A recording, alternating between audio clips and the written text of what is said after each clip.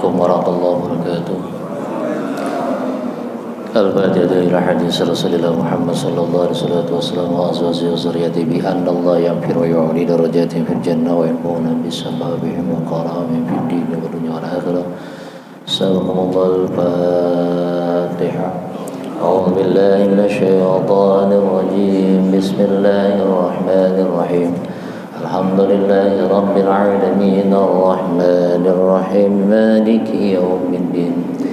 إياك نعبد وإياك نستعين اهدنا الصراط المستقيم صراط الذين أنعمت عليهم غير المغضوب عليهم ولا الضالين. رب اغفر لنا ولوالدينا آمين.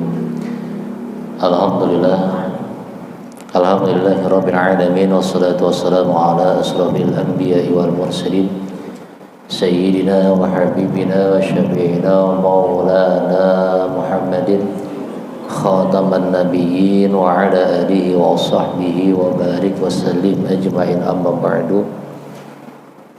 Faqad qala Allah ta'ala fil Qur'anil Karim wa asdaqul qailin. A'udzu billahi minasyaitonir rajim. Bismillahirrahmanirrahim. وَمَا كَانَ الْمُؤْمِنُونَ لِيَنفِرُوا كَافَّةً فَلَوْلَا نَفَرَ مِنْهُمْ فِرْقَةٌ طَائِفَةٌ لِيَتَفَقَّهُوا فِي الدِّينِ وَلِيُنذِرُوا قَوْمَهُمْ إِذَا رَجَعُوا إِلَيْهِمْ لَعَلَّهُمْ يَهْتَدُونَ. وَإِنْ أَصْدَقَ الْحَدِيثِ بِكِتَابِ اللَّهِ أَفْضَلُ الْهُدَى هُدَى مُحَمَّدٍ صلى الله عليه وسلم وَشَرَّ الْأُمُورِ مُحْدَثَاتِهَا وَكُلُّ مُحْدَثَةٍ بِدْعَةٌ وَكُلُّ بِدْعَةٍ ضَلَالَةٌ وَكُلُّ ضَلَالَةٍ فِي النَّارِ. وَكَمَا قَالَ المعلم رحمه الله في وصية المصطفى.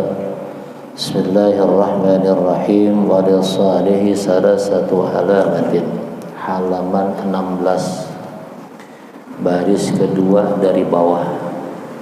Kita lanjutkan kembali. Al-hadirin kiram, para alim wal ulama, para asatidzah wal hujjah, para tokoh masyarakat, ini sebuah tuan-tuan guru sekalian yang dimuliakan Allah. Ya, tidak dapat saya sebutkan satu persatu namanya, namun tidak mengurangi rasa hormat dan ta'zim saya kepada beliau yang hadir pada kesempatan pagi hari ini. Dan semoga kita sekalian selalu mendapatkan siraman rahmat taufik inayah Allah Subhanahu wa taala, dan istiqamah melaksanakan segala perintah dan ajaran, serta istiqamah menjauhi seluruh hal-hal yang dilarang dan dibenci oleh Allah Subhanahu wa taala. Dan duduknya kita di tempat ini mudah-mudahan Allah limpahkan rahmat kasih sayangnya, dan keluarnya kita di tempat ini mudah-mudahan seluruh dosa-dosa kita dihapus dan diampuni oleh Allah Subhanahu wa taala. Amin ya rabbal alamin. Jamaah yang kemuliaan Allah Subhanahu wa taala, saya mengucapkan minal aidin wal faidin kullu amin wa antum bi khair. Taqabbalallahu minna wa minkum taqabbalallahu ya karim. Alhamdulillah, kita bersyukur kita masih diberikan oleh Allah kesempatan kembali untuk bisa berada di majlis ilmu ini, dan mudah-mudahan kita istiqamah dalam melaksanakan seluruh amaliyah saleh, terutama seluruh perintah-perintah Allah dan juga kaifiyah atau nasihat atau juga kesunahan yang telah disampaikan dan diajarkan baginda Nabi Muhammad sallallahu alaihi wasallam, terutama duduk di majlis ilmu. Menyambung kajian kita di dalam kitab Wasiyatul Mustafa, masih pembahasan masalah tanda-tanda dari kebaikan. Jadi sambungan dari halaman 15, ya, tandanya masih ada ya. Jadi halaman 16 pada baris kedua dari bawah. Lisalihi salasu alamatin. 3 tanda bagi orang-orang saleh. Jadi kemarin itu ya, tanda-tanda kebaikan, ada kalanya tanda-tanda kebaikan bagi orang yang sabar. ada tanda-tanda kebaikan bagi orang-orang yang beriman. Ada tanda-tanda kebaikan bagi orang-orang yang berakal. Ada juga tanda atau alamat, 3 alamat bagi orang yang berilmu.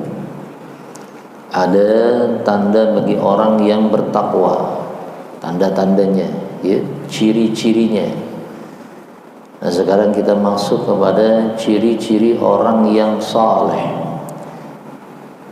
Ciri-ciri orang yang saleh ada 3. Walisalihi thalathu alamatin yuslihu bainallahi wa bainahu bil amali salih wa yuslihu dinahu bil amal wa yarda lin nasi ma yarda li nafsihi. 3 tanda atau 3 ciri bagi orang-orang yang saleh. Yang pertama, yuslihu bainallahi wa bainahu bil amali salih, yaitu orang yang memperbaiki wasilah atau hubungan dirinya, antara dirinya dengan Allah Subhanahu wa taala dengan amal-amal saleh. Dia memperbaiki, dia memperbagus hubungan dirinya dengan Allah, yaitu dengan cara melaksanakan amal-amal saleh. Kalau kita ingin menjadi orang saleh, ya kita harus betul-betul menjaga hubungan kita dengan Allah. Artinya Allah Subhanahu wa taala memerintahkan kepada kita tentang tanggung jawab sebagai seorang hamba kepada Al-Khaliq. Tanggung jawab sebagai seorang hamba kepada Al-Khaliq tidak ada lain adalah untuk tunduk kepada aturan Allah, tunduk kepada perintah-perintah Allah, dan tunduk pula untuk meninggalkan larangan-larangan Allah. Maka kalau kita ingin hubungan kita baik dengan Allah, menjadi orang soleh, maka kita harus menjaga hubungan baik kita dengan Allah dengan melaksanakan seluruh amalan-amalan perintah-perintah Allah Subhanahu wa taala dan meninggalkan larangan-larangan Allah. Kemarin 1 bulan yang lalu, ini kita terakhir dalam bulan Syawal. 1 bulan yang lalu kita telah menjaga hubungan kita dengan Allah, ya, dengan memperbanyak amalan-amalan saleh, baik yang fardu maupun yang sunnah. Kayaknya seakan-akan bulan Ramadan itu tidak ada ruang yang kosong, waktu yang kosong, kecuali kita beribadah kepada Allah. Ya, bulan Ramadan kan begitu. Kesempatan yang diberikan oleh Allah seakan-akan tidak kita tinggalkan, tidak kita sia-siakan itu ketika kita berada dalam bulan Ramadan. Kenapa? Karena kita yakin bulan Ramadan itu adalah bulan yudha'iful hasanati bi asyri amsalihha, bulan di mana Allah Subhanahu wa taala melipat gandakan amal kebajikan seorang hamba manusia. Maka orang-orang yang saleh dia akan membangun hubungan yang baik dengan Allah. Dalam bulan Ramadan betul-betul itu waktu tidak ada yang kosong kecuali untuk ibadah. Ya. Tapi anehnya setelahnya bulan Ramadan waktu itu hilang. Setelahnya bulan Ramadan seakan-akan ya seperti biasa lagi. Betul kan? Bulan Ramadan kita mampu menghatamkan Quran, ada yang 1 kali, 2 kali, 3 kali. Nah sekarang bulan Syawal udah ada hatam Quran belum? Ada yang sudah, ada yang belum. Ya. Padahal Allah perintahkan kepada kita itu orang-orang yang betul-betul menjalin hubungan dengan Allah itu dia tidak akan pernah berhenti dengan amalnya. Fa idza faragta fansab.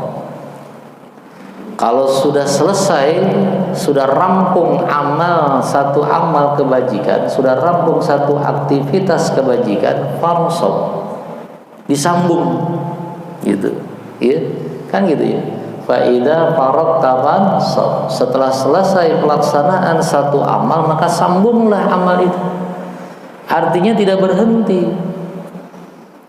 Tidak berhenti dengan amal, hanya cukup dengan amal yang sudah kita kerjakan. Kalau kita memang ingin menjaga hubungan kita dengan Allah menjadi orang-orang saleh, betul-betul kita menjaga hubungan kita dengan Allah dengan amal-amal saleh.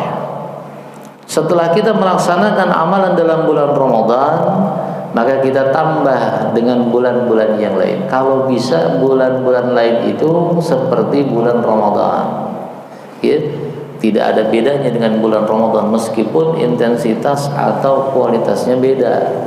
Misalnya satu hari kita melaksanakan bacaan Quran, misalnya satu hari itu bisa 1 juz 2 juz, ya minimal satu hari itu kita baca. Apakah kita baca 2 ain atau 3 ain, ya kita baca. Yang penting tetap distabilkan tuh, tetap dikontinuitaskan amalan kita kepada Allah. Jangan sampai ada perasaan kita puas dengan amal yang sudah kita kerjakan. Karena kita menganggap bahwa kemarin bulan Ramadan itu kita ibadah kepada Allah bukan main hebatnya. Amalan kita udah banyak dah. Pahala yang kita dapatkan dalam bulan Ramadan banyak, pasti banyak udah. Ya udahlah, setelahnya bulan Ramadan istirahat dulu lah. Kagak ada istilah istirahat, ibadah kepada Allah nggak ada. Ya, orang Allah nyatakan fa idza faragta fansab wa ila rabbika farghab. Wa ila rabbika farghab ini saudara, kalimatnya diawali dengan kalimat ilah. Ya, wa ila rabbika farghab. Farghab adalah masdar dari roghaba, fi'il madinya roghaba, diawali dengan ilah. Mikil ada maknanya nih, maknanya adalah litaraji, artinya keinginan yang kuat bahwa semua amal-amal yang kita inginkan itu hanya mengharapkan keridhaan Allah, udah gak ada yang lain. Ya, makanya orang yang beramal di mana amalnya hanya untuk mengharapkan ridha Allah, dia tidak akan pernah berhenti beramal. Dia akan selalu tuh menjaga hubungan dengan Allah terus secara kontinu ibadahnya kepada Allah. Kagak stagnan, tidak berhenti. Ya. Nah, rugi kalau kemarin kita sudah merasa diri kita mampu melaksanakan amal dalam bulan Ramadan begitu hebatnya, tidak ada tersisa waktu kecuali ibadah kepada Allah. Setelahnya bulan Ramadan selesai kita malah berhenti. Ini namanya kita ujub, ya, ujub bangga terhadap amal. Kalau kita ujub dengan amal kita, dengan otomatis maka tidak ada manfaatnya amal kita di hadapan Allah. Nggak ada. Kagak ada, ya.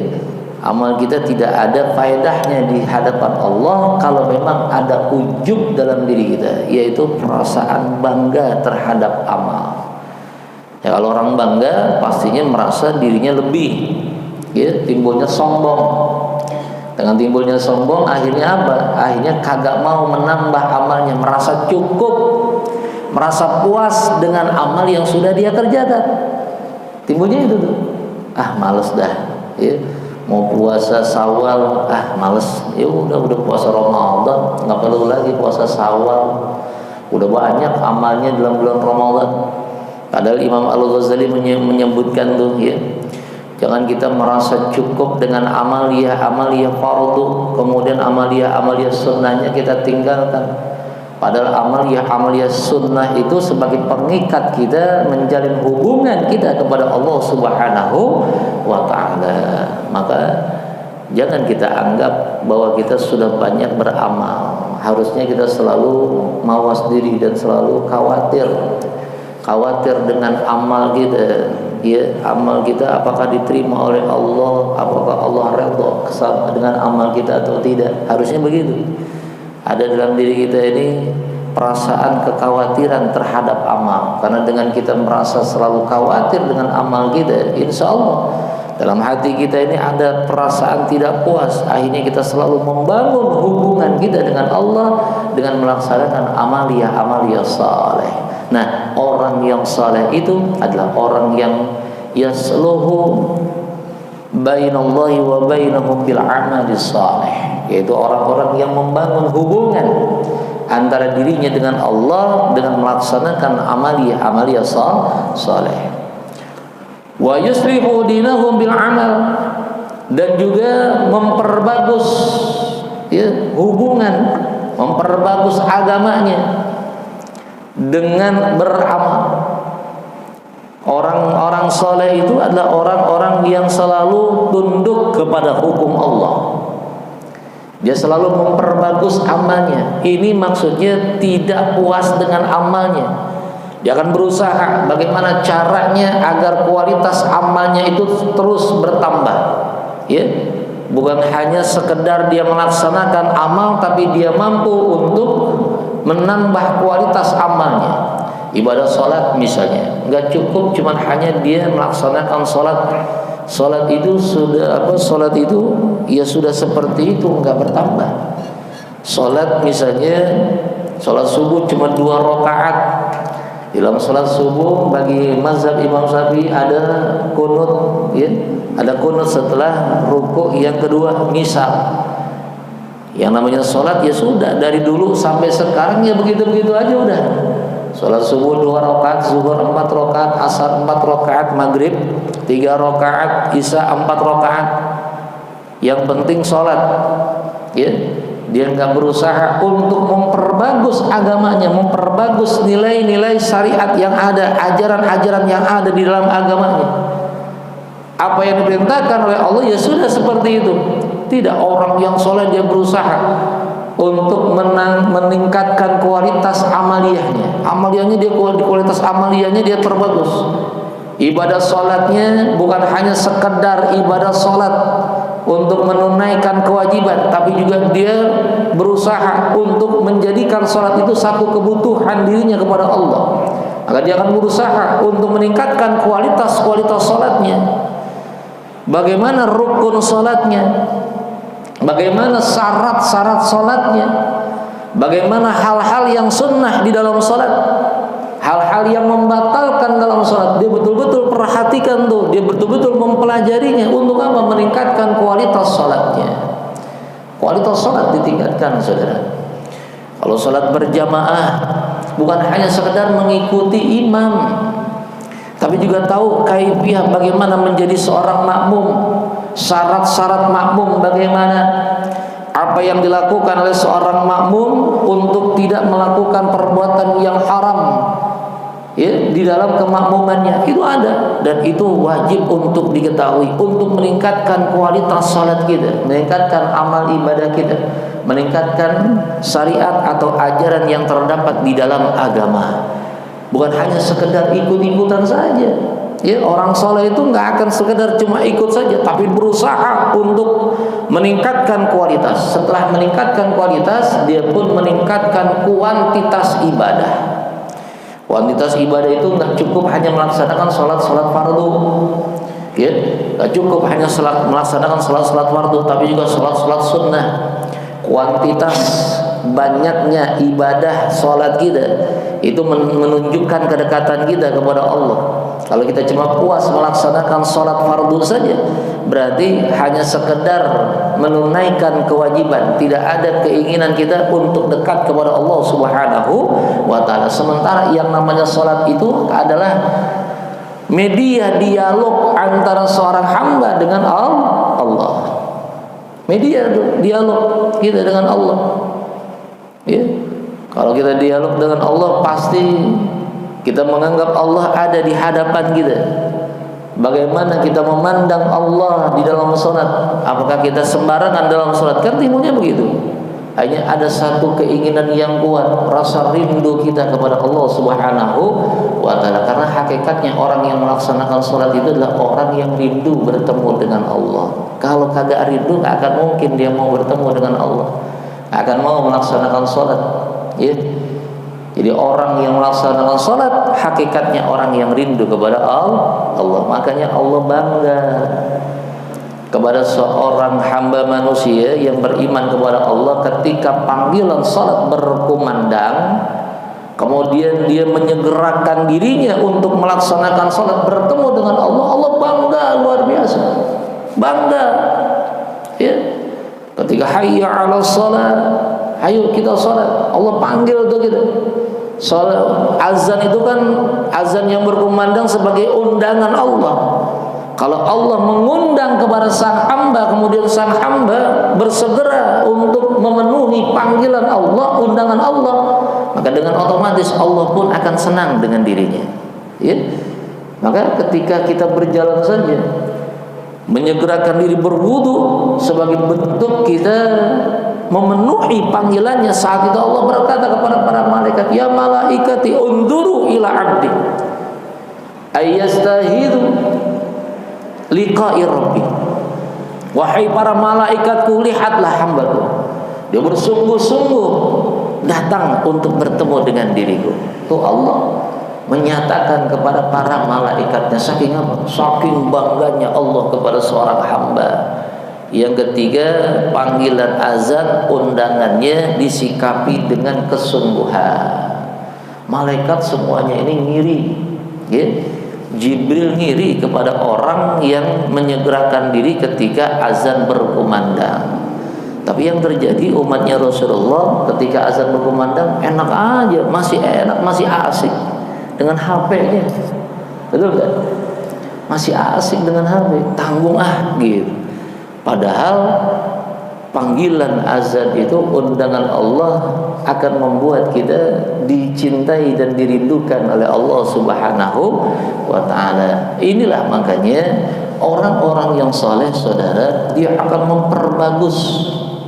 memperbagus agamanya, yaitu memperbagus nilai-nilai yang ada di dalam agama, syariat atau perintah atau ajakan atau juga ketentuan-ketentuan agama, jelas akan dia perbagus dengan apa? Dengan meningkatkan kualitas, baik kualitas ibadahnya maupun kuantitas ibadahnya. Demikian pula Allah perintahkan kepada kita bersedekah misalnya. Ayatnya jelas sedekah. Dalam bulan Ramadan setiap hari kita bersedekah, betul kan? Bulan Ramadan, setiap hari kita bersedekah. Subuh kita bersedekah. Kemudian nanti ketika kita melaksanakan salat tarawih kita bersedekah. Mau buka puasa kita nyiapin takjil bersedekah, betul kan? Bukan main. Kayaknya bulan Ramadan bulan bersedekah. Selesai bulan Ramadan ada nggak yang bersedekah? Jarang. Ya. Padahal orang yang beriman tahu tuh nilai sedekah itu ganjarannya sudah tahu tuh. Dalam Al-Qur'an disebutkan oleh Allah, matalul ladzina yunfiquna bi amwalihim fi sabilillah kamasali habbatin sanabila fi kulli sumbulatin mi'atu habbah. Dia tahu ya, nilai ganjaran yang diberikan oleh Allah kepada orang yang bersedekah. Ganjarannya nggak tanggung-tanggung tuh, 700 ganjaran. Nggak tanggung-tanggung kan? 700 ganjaran.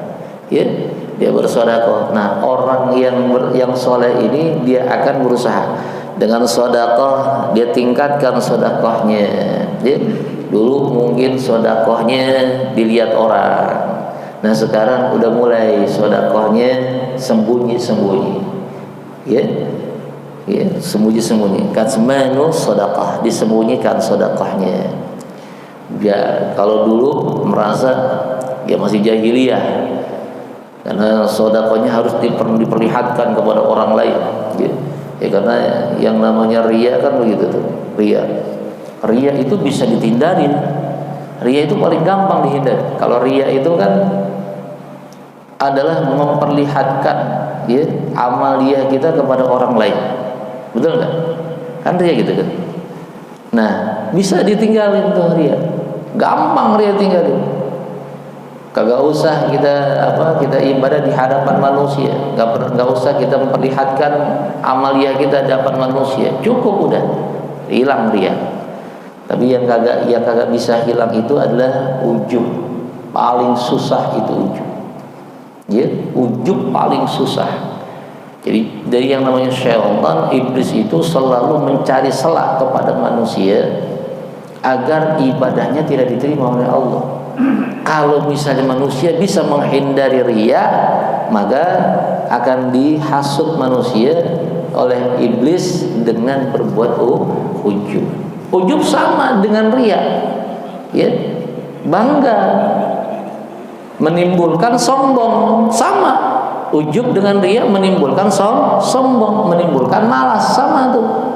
Cuman bedanya kalau riya bisa dihilangkan dengan sendirinya, artinya kita bisa menghindar. Riya itu kita bisa menghindar tuh. Yang awalnya kita menunjukkan amal kita di hadapan manusia, yang awalnya kita berleha-leha dengan manusia agar bisa dipuji dengan amal kita. Nah, bisa kita hindarin. Sekarang saya kagak mau riya. Udah, yang namanya Yang namanya sedekah pakai hamba Allah saja. Nggak riya, kabur tuh, hilang. Betul kan? Betul kan? Ya, siapa yang tahu? Hamba Allah kan semuanya. Hilang riya.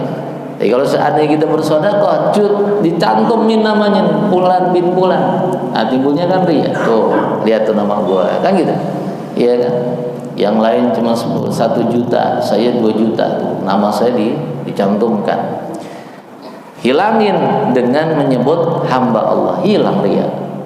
Tapi sum'ah dalam dirinya, ujub dalam diri, nggak bisa hilang, saudara, nggak bisa hilang. Ya. Jangankan kita, Nabi, ada satu Nabi saja yang tidak sanggup untuk menghilangkan ujub, makanya nangis luar biasa, memohon ampun kepada Allah. Jadi ujub itu bisa dihilangkan. Yang pertama, banyaklah kita istighfar.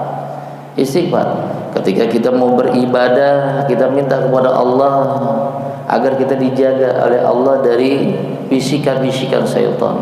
Ya.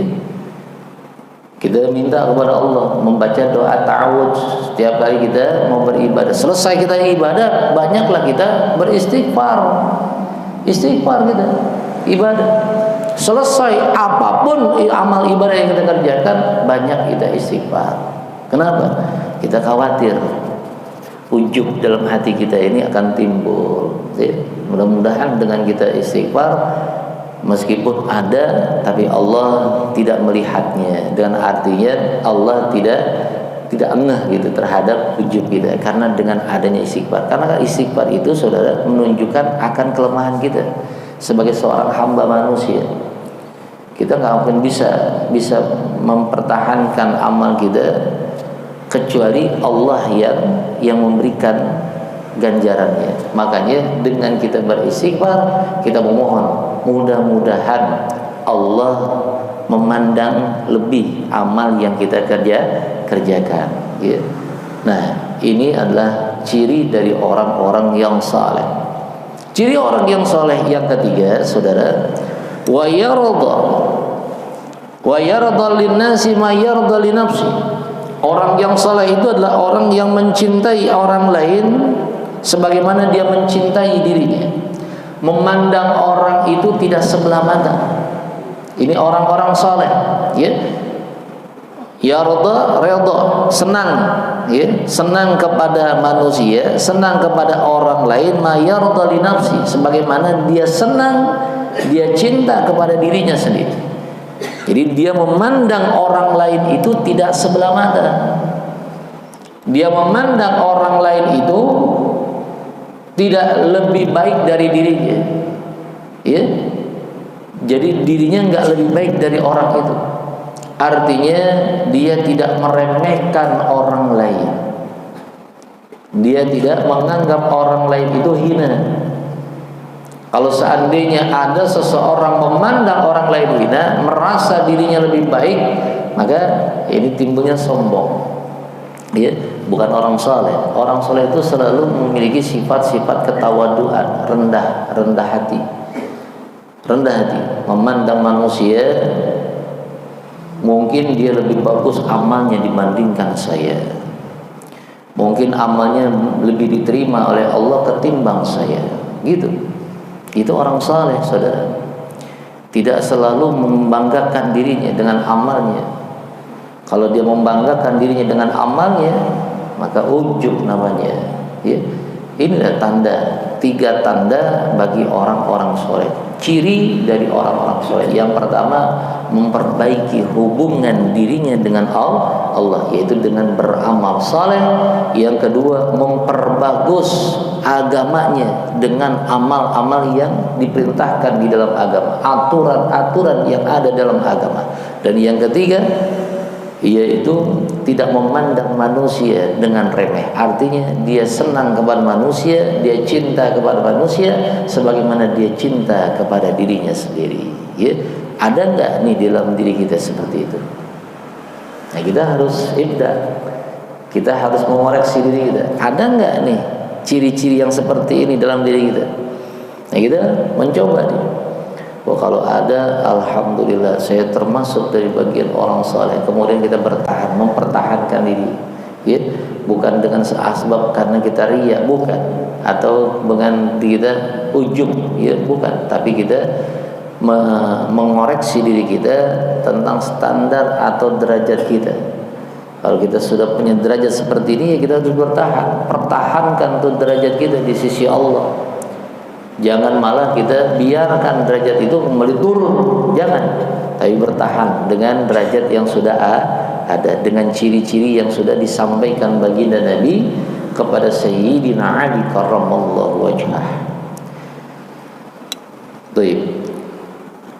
Wa qala al-Mustafa Sayyidi Rasulullah Muhammad sallallahu alaihi wasallam li Sayyidina Ali, ya Ali wa li Sa'id Walisa'idi salasu alamatin qutun halalun wa mujalasatul ulama'i wa salawatul khamsin ma'al imami.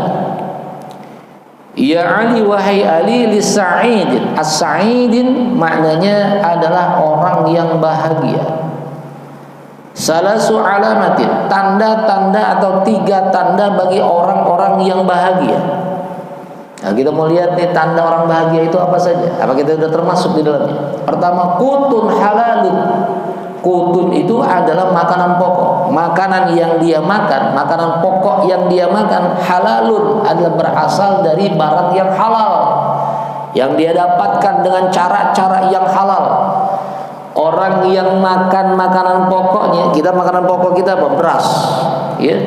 Kita beras, kita mendapatkan beras untuk kita makan sehari-hari, ataupun kita berikan makan kepada orang-orang yang memang berada dalam nafkah kita dengan barang atau dengan makanan-makanan pokok yang kita ambilkan, yang kita dapatkan dengan cara yang halal. Ini adalah satu kenikmatan, satu kebahagiaan.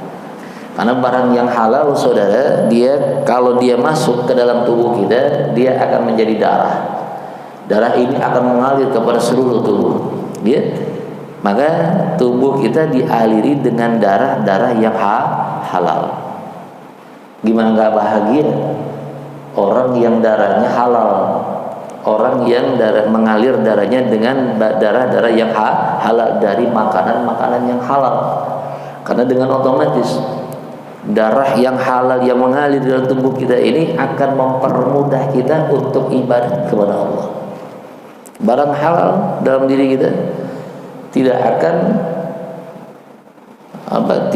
mencegah kita untuk taat kepada Allah kalau barang yang halal yang masuk. Tapi kalau yang namanya barang haram yang masuk ke dalam tubuh kita, sulit untuk ibadah, malas ibadah. Ya, barang-barang halal. Jangankan ibadah, sampai-sampai barang yang haram kalau masih ada dalam perut kita, rohnya saja sulit untuk keluar dari dalam tubuh kita. Kalau barang yang haram, ada barang haram, sedikit barang haram, ya. Di dalam sebuah kajian kitab itu tasawuf menyebutkan Ibnu Hakim pernah memiliki seorang murid yang alim, ya. Muridnya alim, luar biasa alimnya. Namun ketika sakratul maut susah untuk keluarnya roh. 3 hari 3 malam tidak keluar rohnya. Sampai-sampai beliau dipanggil oleh keluarganya untuk mentalkinkan, ya. Artinya menjadi wasilah, mengajak agar mudah keluarnya roh. Beliau begitu hadir, kemudian beliau mengajak muridnya, ditalkinkan muridnya, tapi tetap dalam keadaan sulit keluar, sakratul maut luar biasa.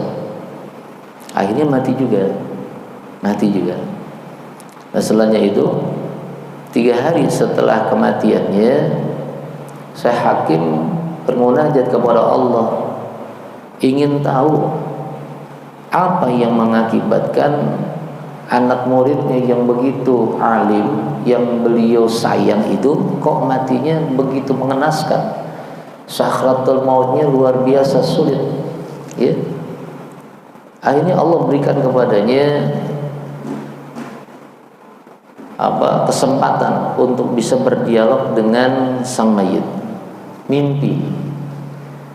Beliau mimpi, di malam mimpi itu bertemu dengan anaknya, dengan muridnya, dan bertanya perihal kenapa sulitnya engkau sakratul maut.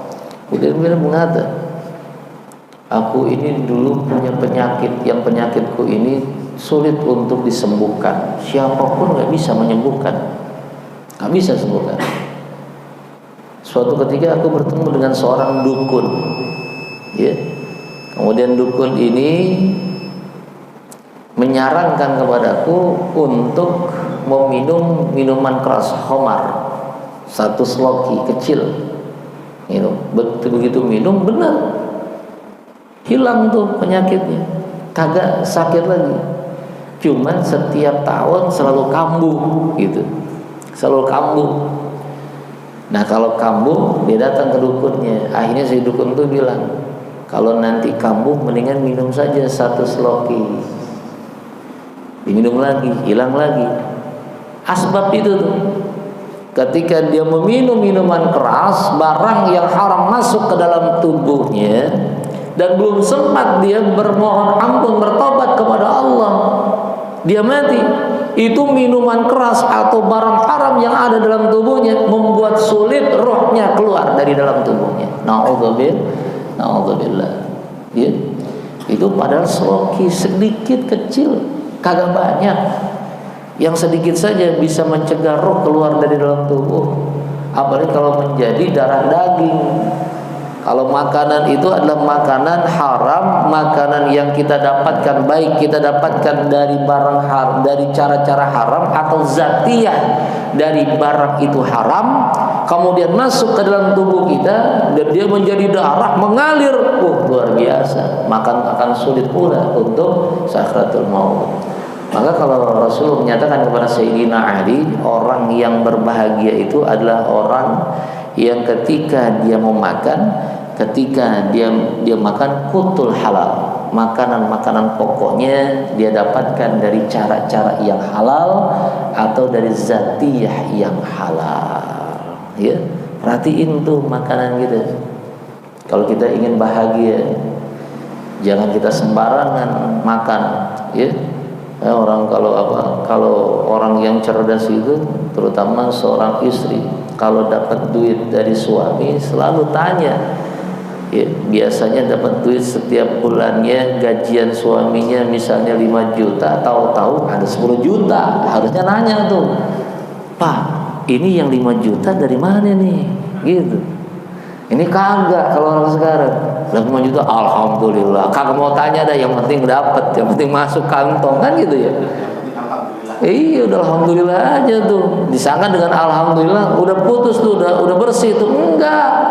Harus tahu tuh, orang biasanya setiap bulan gaji suaminya 5 juta, tahu-tahu dapat 10 juta. Ini yang 5 juta dari mana nih? Apa dari cara yang halal, apa cara yang haram? Kan begitu. Betul kan? Koreksi, ya.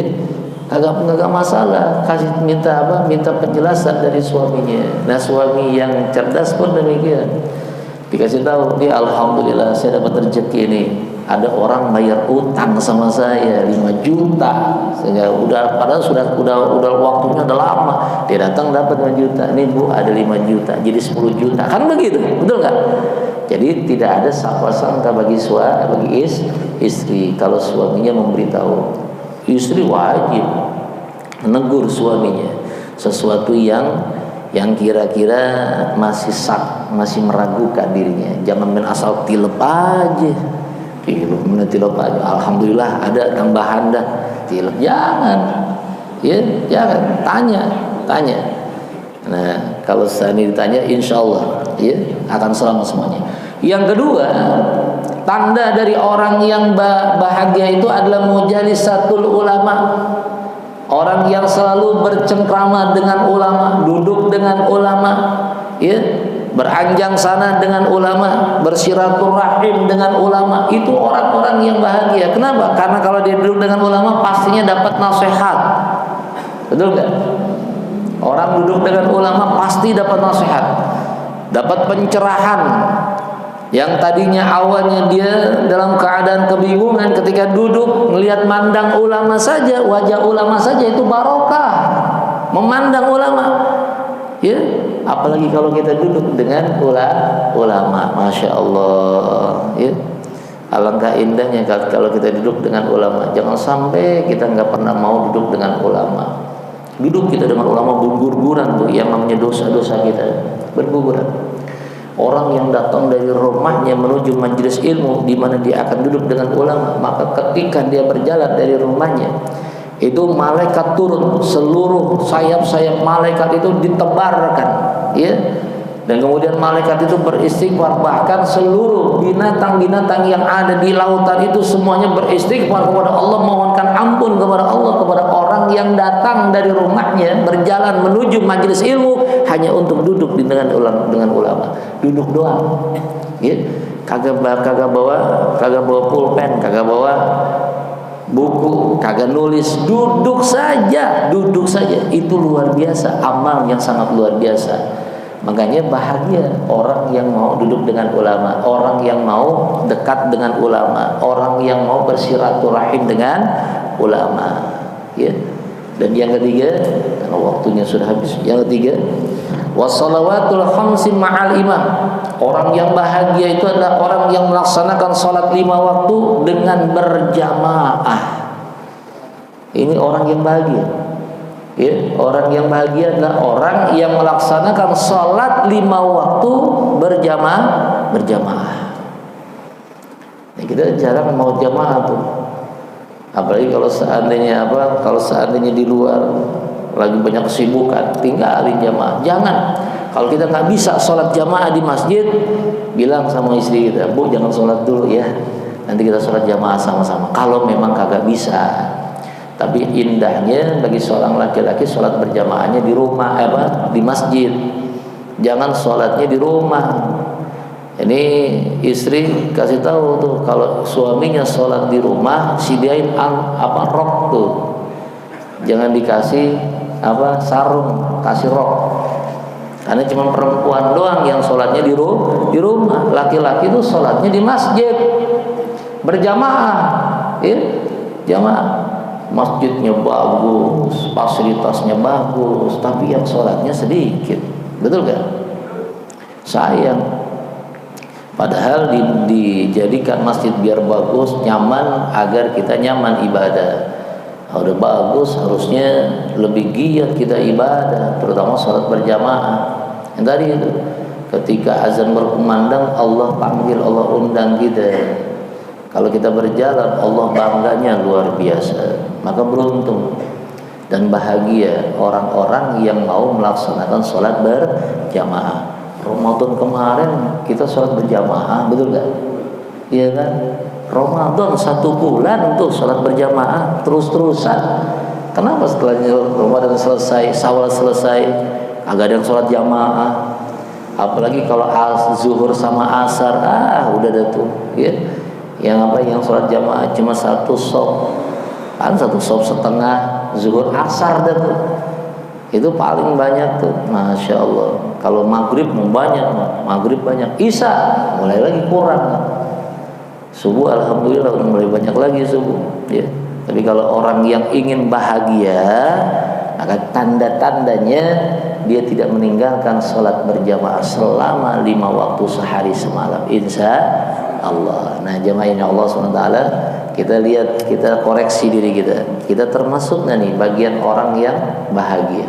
Ingat tuh, orang yang bahagia di mana makanan pokoknya, rezekinya diambilkan dari barang yang halal, kemudian selalu duduk dengan ulama, selalu mendapatkan pencerahan, nasihat dari ulama. Dan yang ketiga, ibadahnya betul-betul dia tata, terutama sholat berjamaah selama 5 waktu. Insya Allah, kalau seperti ini ada dalam diri kita, maka kita termasuk dari bagian orang-orang yang berbahagia. Insya Allah. Jamaah Allah SWT, inilah 2 nasihat dari Rasulullah Sallallahu Alaihi Wasallam kepada Sayyidina Ali. Mudah-mudahan kita bisa mengamalkannya dan kita pun termasuk dari bagian ciri-ciri orang-orang yang disebutkan Rasulullah, yang disampaikan oleh Sayyidina Ali kepada kita sekalian. Amin ya rabbal alamin. Baik, sebelum saya tutup, ada yang mau ditanyakan? Iya.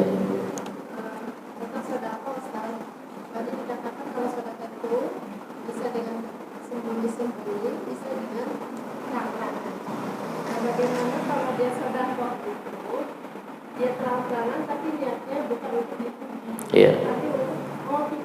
Iya. Apakah dia termasuk motivasi itu? Iya. Baik. Innamal a'malu binniyat. Segala sesuatunya itu tergantung dengan niat. Termasuk juga orang yang bersedekah. Saya bersedekah karena di situ kagak ada orang yang bersedekah. Misalnya, ya sudah, saya bersedekah lah sekarang. Dengan apa? Dengan niat untuk mengajak orang lain. Innamal a'malu binniyat. Ya, segala sesuatunya tergantung dengan niat. Ketika kita bersedekah dengan memperlihatkan, dengan tujuan untuk mengajak yang lainnya, maka termasuk dari bagian dakwah. Dakwah bil hal, ya, dakwah bil hal, dengan memperlihatkan kebaikan-kebaikan itu nggak apa-apa, nggak apa-apa. Cuma ketika selesai itu banyak istighfar, takut-takut nanti kesalahan lagi, ya, istighfar saja. Tapi niat, setiap niat itu sudah diganjar oleh Allah Subhanahu wa taala. Jadi semua manusia, amal manusia itu dengan niat. Sama juga kita sholat subuh atau kita sholat tahajud malam hari, kagak ada orang yang tahu, nggak ada yang tahu, ya, sembunyi-sembunyi kita ibadah. Tapi ketika sembunyi-sembunyi, hati kita menyatakan, alhamdulillah tadi malam gue bisa sholat tahajud 10 rakaat, yang lain pada tidur, gue mau sholat. Nah, niatnya memang kagak ada orang yang tahu, tapi ada timbulnya ujub, kan gitu. Orang lain biarin dia pada tidur, gua mau ibadah kepada Allah, ya kan, berarti kan ujub. Sedekah, orang lain sedekahnya sekian, gua sedekah banyak, kagak orang yang nggak ada tahu dah, pakai hamba Allah. Begitu diumumkan, tuh dia tuh paling bagus gua di antara yang lain. Nah gitu, betul nggak? Ujub, ya nggak? Padahal niatnya adalah biar orang kagak tahu, biar nggak ria. Tapi di dalam hatinya ada ujub. Tetap harus kita hilangkan dengan banyak istighfar. Kalaupun misalnya kita tunjukkan kepada manusia, kita wujudkan di hadapan manusia amal kita, tapi dengan niat untuk mengajak manusia, dakwah bil hal, insya Allah menjadi dakwah dan itu menjadi amal. Kemudian kita istighfar agar betul-betul tidak ada riya gitu saja. Ya, jadi semuanya termasuk tergantung dari niat. Innamal a'malu binniyat. Ya, gitu ya. Baik, cukup. Bismillahirrahmanirrahim. A'udzubillahi minasyaitonir rajim. Bismillahirrahmanirrahim. Alhamdulillahirabbil alamin arrahmanir rahim maliki yaumiddin iyyaka na'budu wa iyyaka nasta'in ihdinas siratal mustaqim siratal ladzina an'amta 'alaihim ghairil maghdubi 'alaihim waladdallin. Bismillahirrahmanirrahim. Ya rabbana tarafna bi annana tarafna wa annana asrafna ala Allah asrafna وتب علينا توبة تغسل كل حوبة واستر لنا الأورات وعامل الروعات واغفر لوالدينا ربي ومولودينا والآل والإخوان وسائر الخلان وكل ذي محبة أو زيرة أو صحبة والمسلمين أجمع آمين ربي يسمع فضلا وجودا منا لا باكتساب منا بالمصطفى الرسول نعضى بكل سور صلى وسلم ربي عليه عد الحب وآله وصحبه إلى تطص صحبي والحمد لله في البدء والتناهي وصلى الله على سيدنا محمد النبي الأمي وعلى آله وصحبه وبارك وسلم سبحان ربك رب العزة عما يصفون وسلام على المرسلين والحمد لله رب العالمين والآن منكم السلام عليكم ورحمة الله وبركاته. Terima kasih sudah berkunjung di channel ini. Jangan lupa untuk like, komen, dan subscribe agar tidak ketinggalan pada video-video menarik lainnya.